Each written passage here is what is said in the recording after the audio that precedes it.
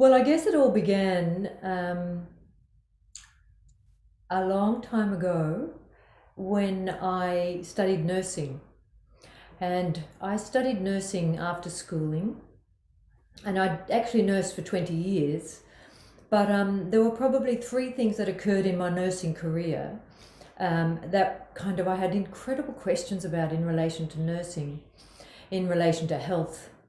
And I'll tell you about those. But then there was a fourth thing, and that was after the third thing, I met a woman serendipitously. It was like a miracle of fate, and she told me about the Southern School of Natural Therapies.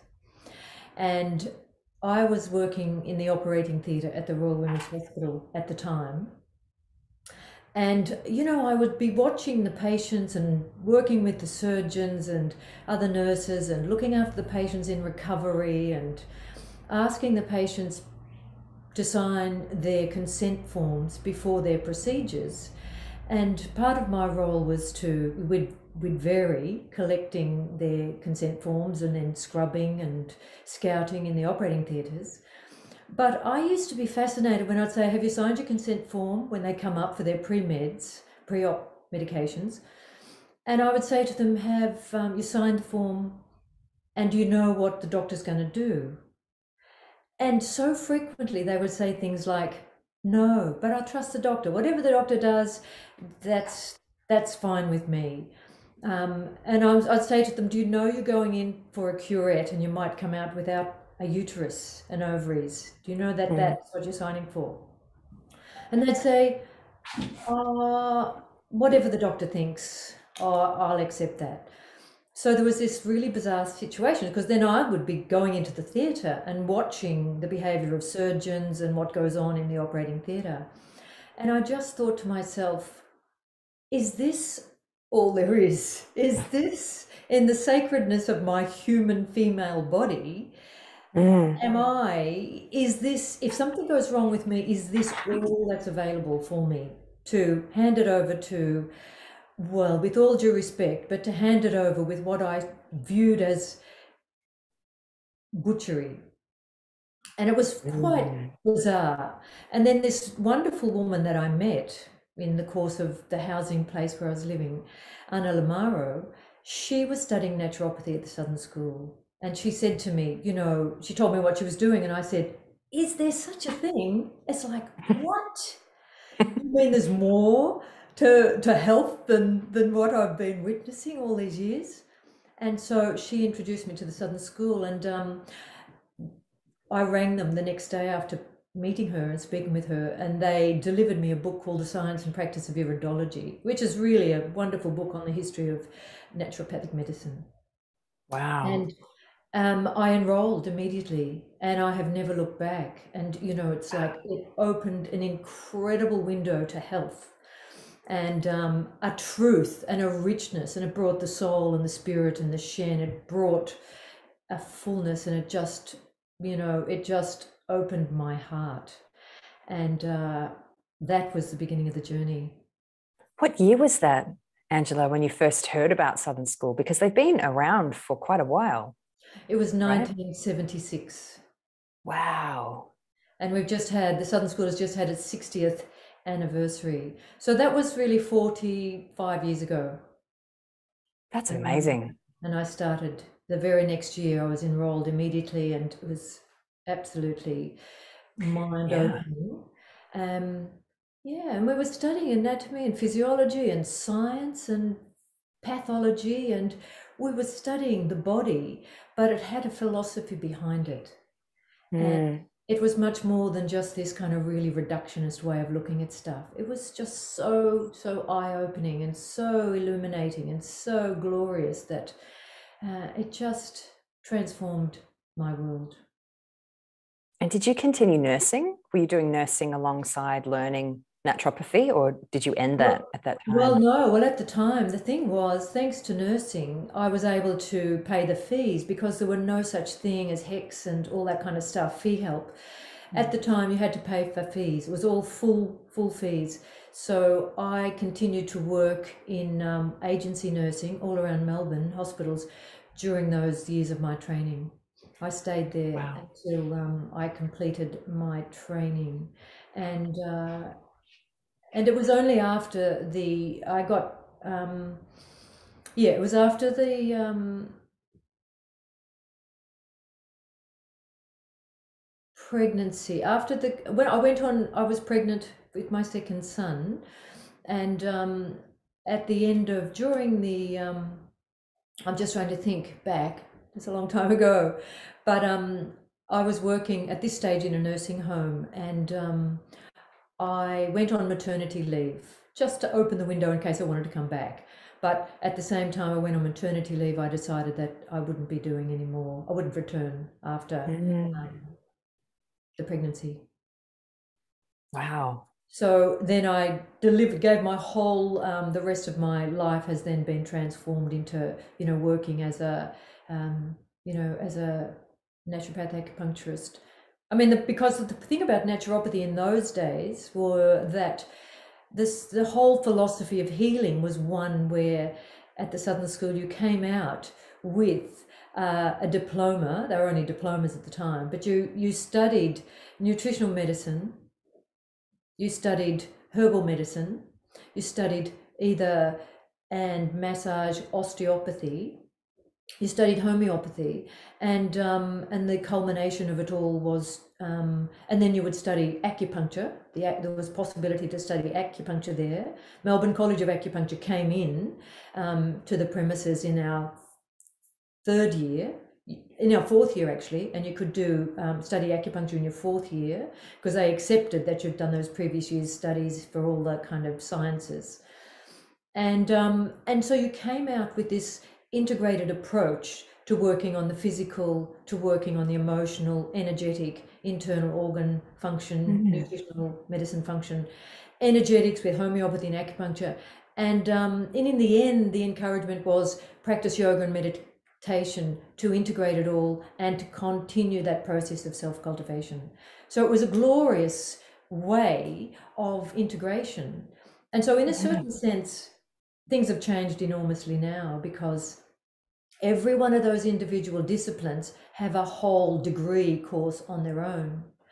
And so, and they got registered. Osteopathy chiropractic became registered. I mean, I got a diploma in osteopathy as well, Wow. and acupuncture. And so when registration came along and then the big individual disciplines started to develop and more research was done on them, it just meant that you had to make a distinction between which area you wanted to focus on. But it was very hard to kind of, once the whole egg is in place, you can't kind of disassemble the constituent elements out of it. So it's like I'm looking through the lens of a person's energy. I'm looking through the lens of a person's nutritional status, lifestyle status. I'm looking at the structural nature of them. I'm looking at the influence of what the impact of no exercise does, too much exercise does. I'm looking at through the lens at each patient that I see with a kind of a scanning view to identify where do I begin to serve this person and to steer them and to work with them. Gosh, there's so much I would love to comment on in what you just said. That diploma sounds so rich, and that all of these different facets were included. I think sometimes when we talk about Chinese medicine, often we remark about how it's different from Western medicine because we're able to look at an entire person's systems in one consultation. Of course, we might be having a series of treatments to then work on a plan to bring them back to some kind of balance. Whereas in Western medicine, people tend to just focus on one specialty, so they may not really have an integrated sense of how the rest of the systems work together.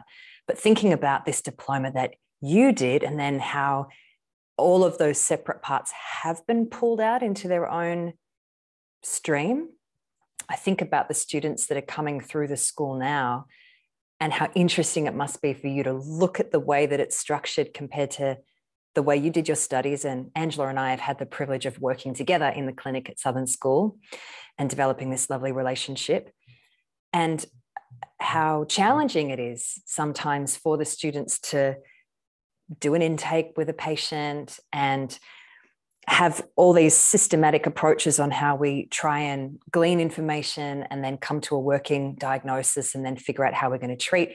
And even though this medicine is so wildly holistic, it can feel sometimes that it's very regimented, maybe, if I don't have a better word to describe that, regimented when you are trying to learn it at school in this current day.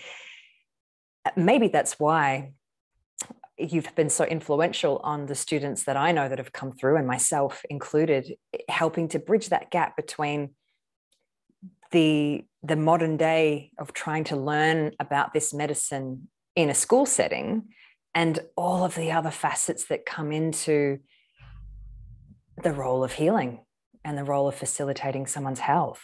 Yeah. Does that kind of come up for you a lot when you're watching the students come through these days? No and yes. There's always so many sides to it.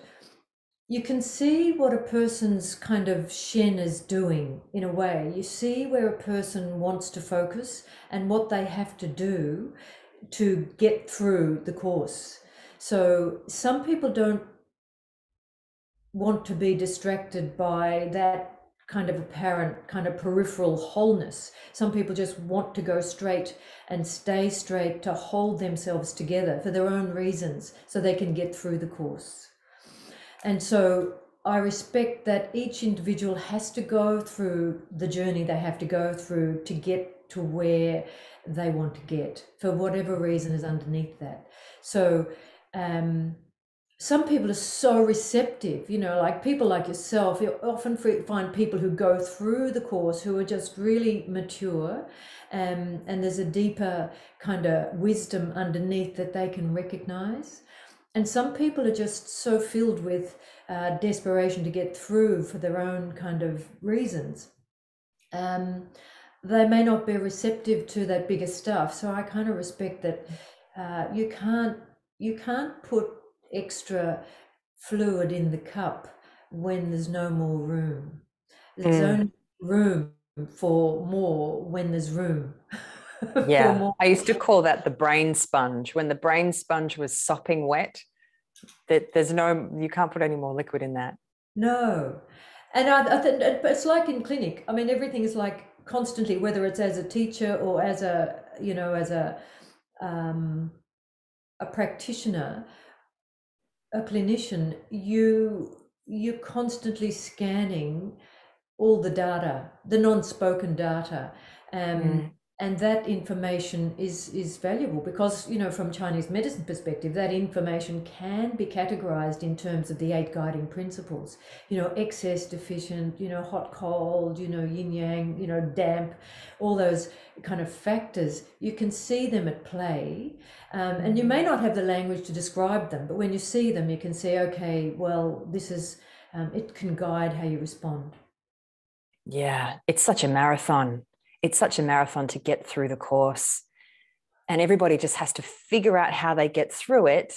And then there can be this feeling of, okay, now I'm allowed to check in a little bit more with what I resonate with, where I want to flow, what I want to brush up on. And it almost feels like at that point, you're allowed to really step into the practice as you. But until then, it's just a rite of passage that you've got to go through, and everyone's got to go through it. And it is challenging, but that's the only way to do it. I think about yoga and I think about Chinese medicine in similar ways, in that the traditional way of learning yoga, it was lineage based, as was Chinese medicine. It was lineage based. So you would have been learning probably from one teacher or teachers that were in your family. Yeah, apprentice style.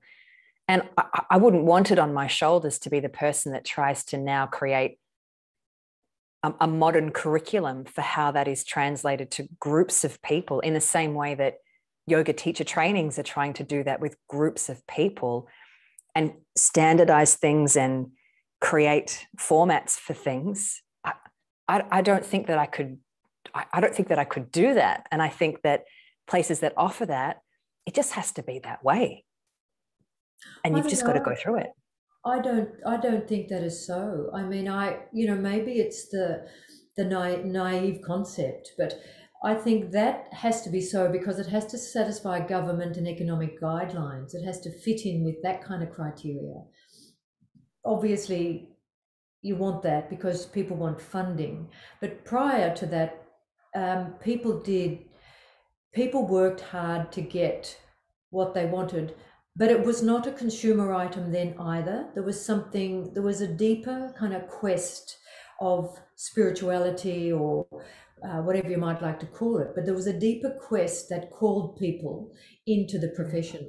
And pretty much most people were quite mature. They were past, oh, well, I was 21 when I started naturopathy. Um, and so I guess I call that different to those people who come out of year 12, for example. I'd had a nursing experience before that. Most people who came into naturopathy at the time, I was younger. A lot of people were much older than me, and most of the people come in from previous careers. And so, if a course was to be delivered now, the fundamental principles of what were there in that original course would be the foundational stuff because it's kind of like the five koshas, the levels of subtlety, from subtlety to density. It seems that if you take that into consideration and realize the vastness of the vastness of things in that context, it is possible. And I think it makes it easier for students to kind of realize that you do have to study the sciences because that it identifies the place where they fit in, and it allows a kind of an architecture to reveal itself. Because it then gives you that, like for example, here's another course that's happening now, and that is at the Shiatsu College, which is another place where I teach. And they teach a diploma of Shiatsu and Oriental therapies. And so the interesting thing is part of the curriculum there is that you do self-cultivating exercise. It's embedded in the curriculum to say, for you to work through the demands of all the sciences that you have to study and all the particular areas and techniques that you have to learn, it's wise not only to think about what we're teaching you, but what you need to engender in yourself through your own cultivation of understanding the energetics. Because it's the deeper energetics that can't be taught. They have to be, they have to be worked through. They have to be practiced. So I think, I don't think the courses really do make, the sciences make enormous, they give enormous power. I mean, for example, I say that because I just think about, for example, the size of a dollar. A dollar in your skin, it's got something like 500 million cells. It's got a meter of blood vessels and lymph vessels. Now, once you think about the wisdom of what's going on deep down in tiny areas of our being, is this sophisticated wisdom that is incomprehensible to the visual naked eye. But if you learn the science behind that and you practice some meditation or you practice, experiences of sitting still, simply being an observer, you can come to experience the magnitude of that. Yeah. That's that embodiment. Pardon? I said, that's that embodiment that I was referring to at the beginning. Right. Anybody can read the books, but there needs to be this secondary process of learning where it moves through you and it becomes your own knowledge. And a lot of people from Southern School will go over to the Shiatsu College because they're seeking that and they feel like that is missing because there's only so much that you can do at one place. Yeah. And they want that, they want to really dive into the felt senses and to have that really embodied experience of the medicine, as well as learning the technicalities and the sciences of the medicine, which is great. I mean, it makes their study take a little bit longer, but they often come out and they're just so well-rounded and they do have really good ingrained self-cultivation practices. And it's so important. Yeah. I mean, I'm really, really observing that in myself now. I graduated at the end of 2019, just before it all got wild. It was good timing. Congratulations.